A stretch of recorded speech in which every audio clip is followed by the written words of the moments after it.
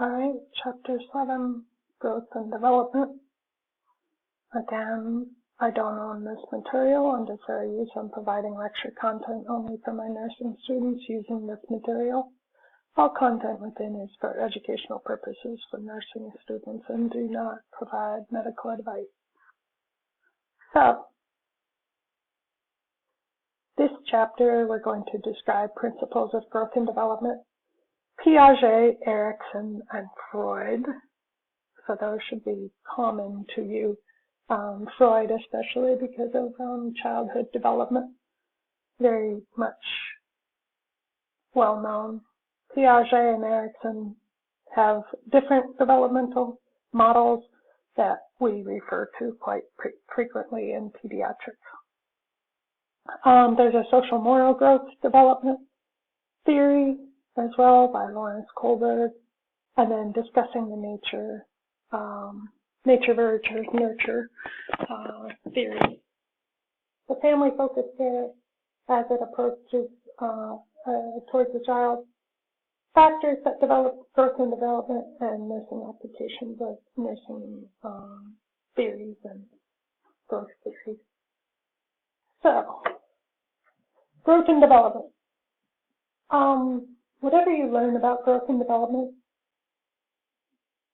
they're different thought processes, but they're very interrelated and interdependent on each other. So it's a thought process of what a toddler looks like versus what a child looks like, what an infant looks like, and there's patterns of growth and behavior that occur at certain time frames. So that's the majority of what you need to remember, is that growth is going to start at the beginning of conception and continue until the end of life. So you'll see different spurts, growth spurts and patterns of growth, especially in infants as cardiocephalal. So cephalocaudal starts at the head and moves downward to the toes so they can control their head and neck before they can actually walk. Proximal distal starts at the center and proceeds to the periphery. So movement in the trunk occurs before movement and control of the arms. Differentiation is getting to the point of crawling, then walking. So it goes in a progressive discipline where they crawl, they turn over on their stomach, they crawl, and then they pull themselves up on things, and then they walk. But it's at very specific time periods.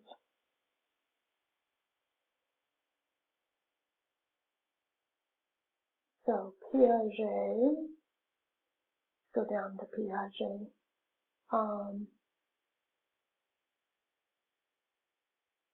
In your book, Piaget is on 109. So the characteristics of cognitive development. So he's thinking about the thinking processes and the developmental stages. So he's psycho-intellectual development.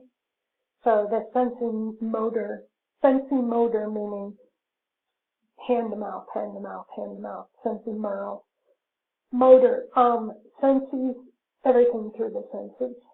So the child learns motor and reflex actions and begins to understand that he's separate from the environment and from others.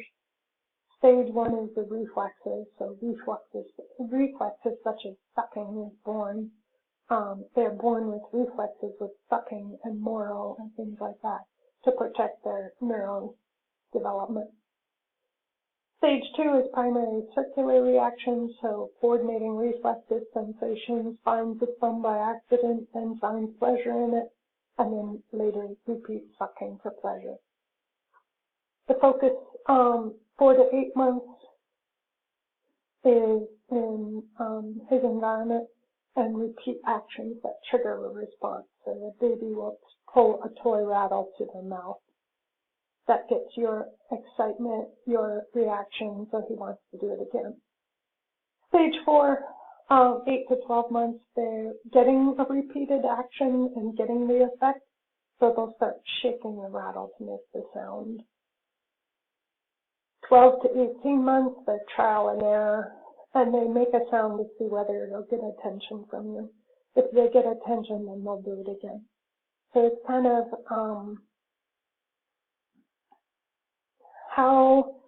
they start communicating with you.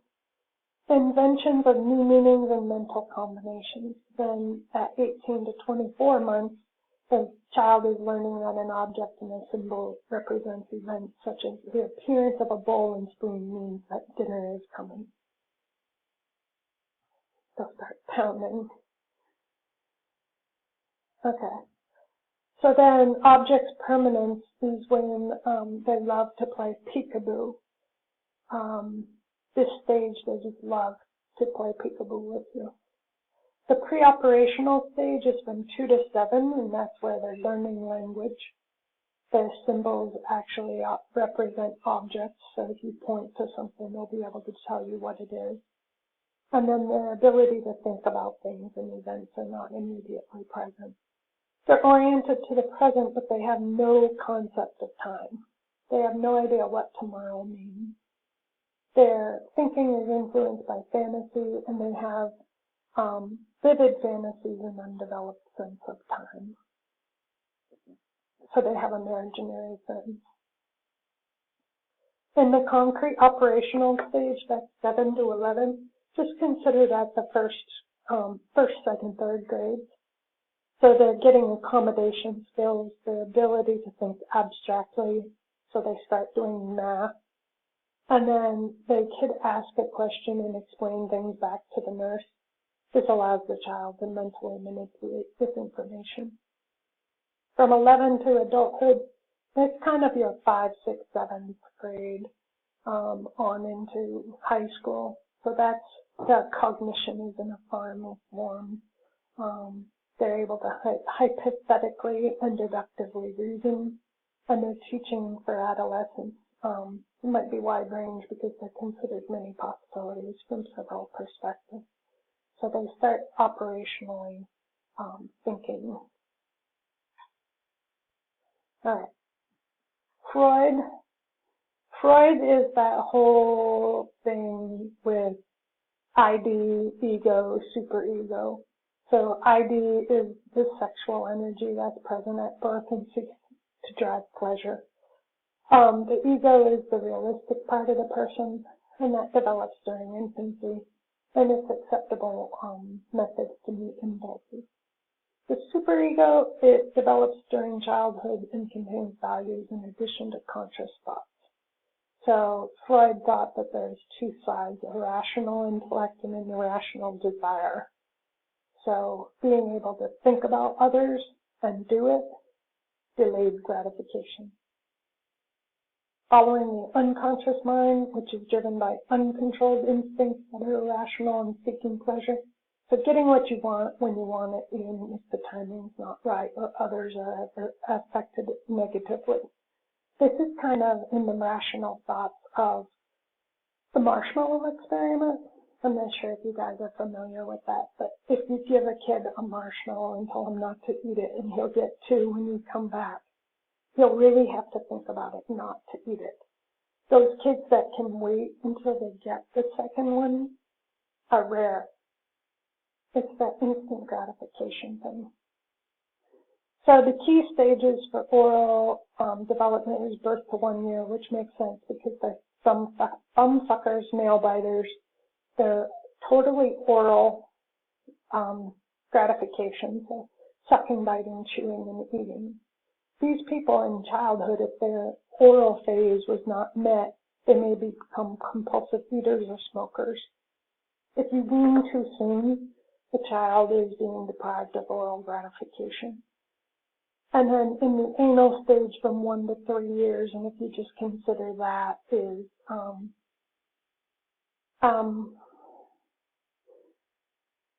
bowel control, right? So they're preoccupied by the ability to eliminate.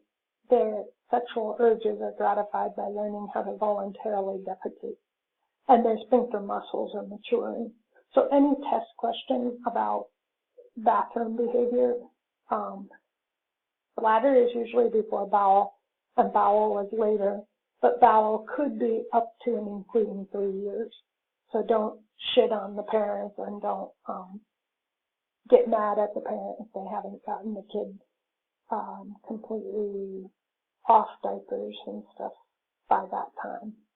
It takes, toilet training really improves after they have increased vocabulary, ability to follow instructions, and awareness of the toilet. So until that point, it's all a learning curve. The phallic stage is 3 to 6, and that's usually the preoccupation with genitals. So they're curious about childbirth, masturbation, and anatomic differences. Girls apparently are supposed to experience penis envy and wish they had one, and boys suffer from castration anxiety, which is fear of losing their penis. So children develop strong incestual desire for a caregiver of the opposite sex. So this is where the girl wants to go shower with the boy, and the boy wants to shower with his mom. Children need to identify with a caregiver of the same gender to form male or female identity.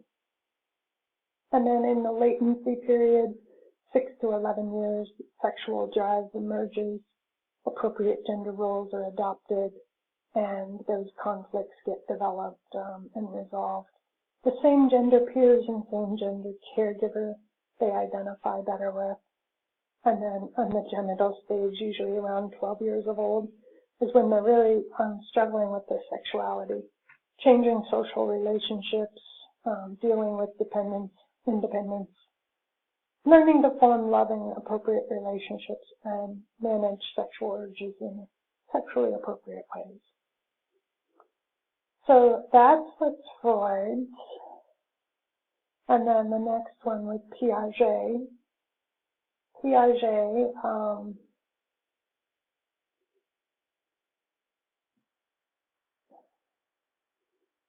Let's go. Erickson's are very concrete age definitions, and they tell you what the child is doing. So it's easier for me to understand Erickson's than anybody's, but Erickson is birth to 1 year is trust versus mistrust. So obviously the basic needs are met by the mom or dad, the parent figure. So that is food, water, shelter, clothing, touch, comfort. So if these needs aren't met, then the baby will distrust other people. A sense of trust is developed, and the infant sees the world as a safe place. Play is a psychosocial activity, and at this stage, play is solitary. So play is one of those things that you have to remember during pediatrics, that how are they playing at this point? Right now, birth to 1 year, they're only playing by themselves for the most part, other than the parent teaching them how to play.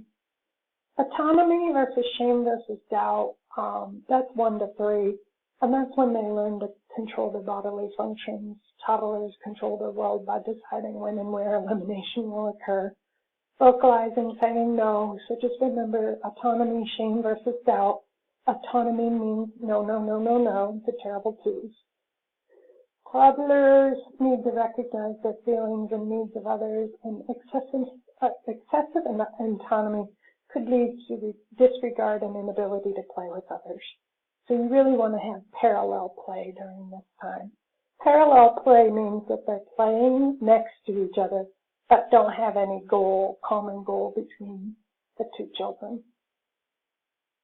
Initiative versus guilt is 3 to 6, and that's when they're exposed to new people and they become busy and very involved. So they're going to pre-K, they're going to kindergarten, so they start getting out of their shell a little bit.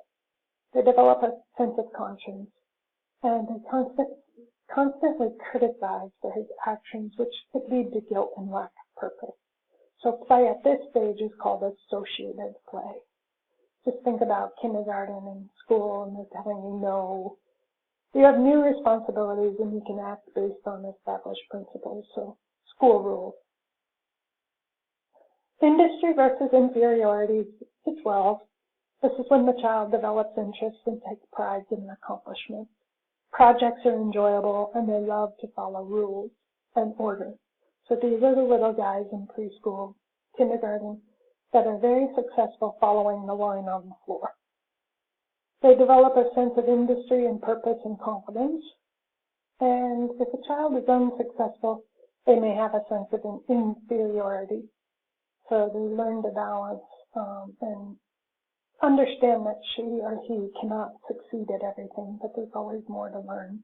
So they're very cooperative play at this point because they're trying out different things. Identity versus role confusion is 12 to 18.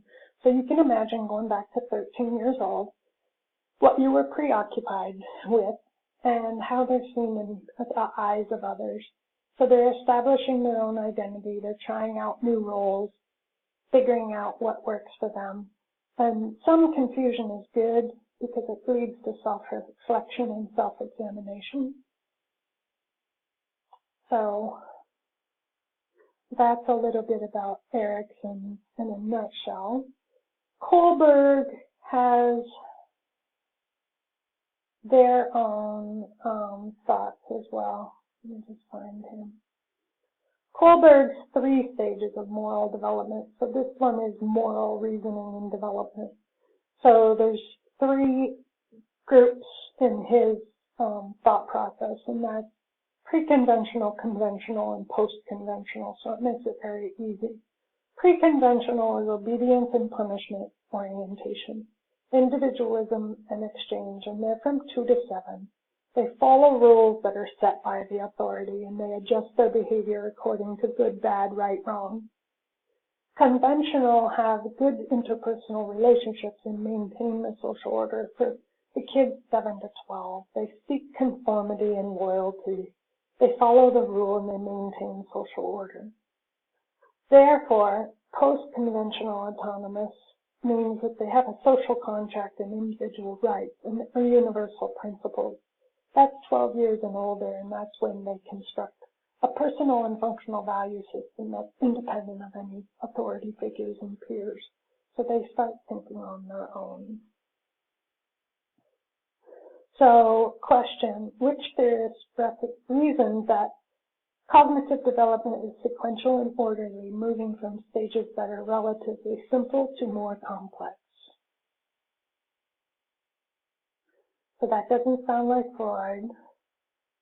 That doesn't sound like Erikson. Doesn't sound like this guy. Piaget was the one, the Swiss child psychologist, who said that development was very sequential and ordered, simple to complex, and that's his theory of cognitive development. The nature versus nurture, basically hereditary factors versus environmental influence. So it's nature versus nurture. Nature versus nurture has a lot to do with things that happen while the mom is pregnant, what environmental factors can occur. Is it more about being a sponge and that you accept what you are brought into, or can you learn things? So is it nature versus nurture? That's always a great debate. Family can mean many things to many people, so just remember the nuclear family and the non-nuclear family and things like that. It's what they say it is. There's a behavioralist theory, and behaviorist, if you just think about it, is basically observable behaviors, classical conditioning, and operant conditioning. So this has a lot to do with Bandura. So Albert Bandura did the Bobo doll experiment. So if you remember what that is, you can go back and look that up real quick and it will remind you. Albert Bandura, I just found it on here. This is it. I just saw Bandura a second ago, and now I lost it. Bandura is in your book.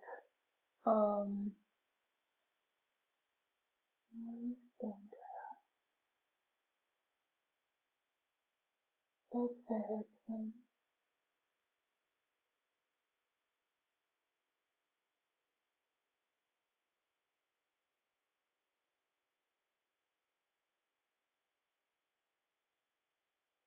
So nature versus nurture thing was about the hereditary and environment and how it shapes.